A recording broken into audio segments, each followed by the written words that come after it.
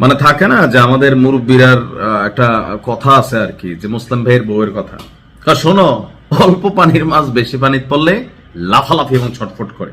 ও জামাতের এটিএম আজহারুল ইসলাম ভাই নাকি গোলাম পরোয়ার সাহেব বলছিলেন বাপের থেকে বেশি বুঝো না। কাকে বলছিল? এনসিপি কে। দেখেন এনসিপি যারা এই মুহূর্তে এমপি হয়েছে পুরাটাই জামাতের দয়া দয়া দয়া। হাসনাত আব্দুল্লাহর কিছুটা ভিন্নতা ছিল, কিন্তু বাকিদের পুরাটাই ভাই দয়া।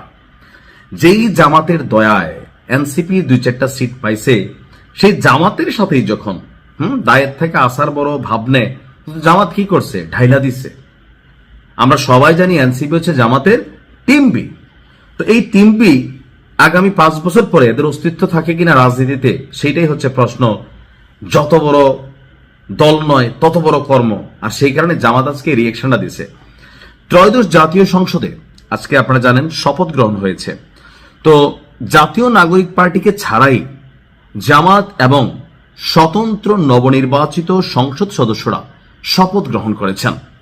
এটি সংসদের দ্বিতীয় ধাপে অনুষ্ঠিত শপথ অনুষ্ঠান, যেখানে এনসিপির কোনো সদস্য উপস্থিত ছিল না। দলীয় সূত্র বলছে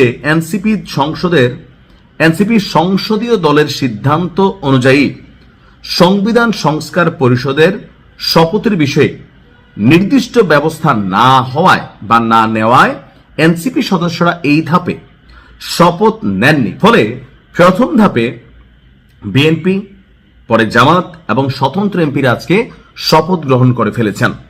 তো এনসিপির এই আপনার কি বলা হয় যে ধরেন শপথ না নেওয়ায় কি কিছু যায় আসে না? বিশ্বাস করেন এনসিপির এই শপথ নেওয়া না নেওয়াতে কোনো কিছুই আমার দৃষ্টিতে আসলে যায় আসে না।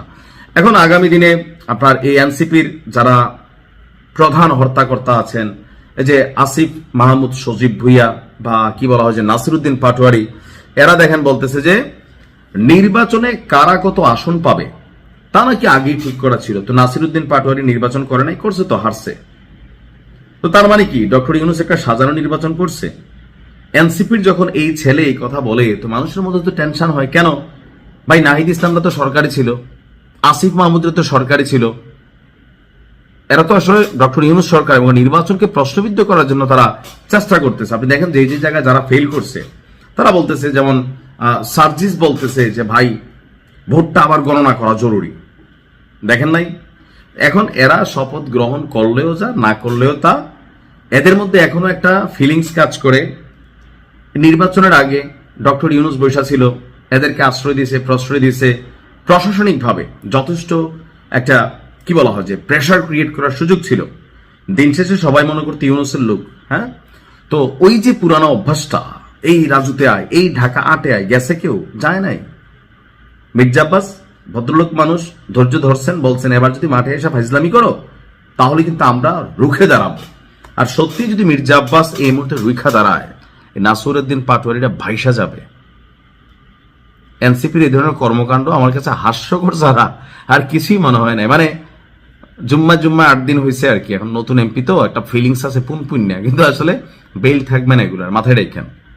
ভালো থাকুন।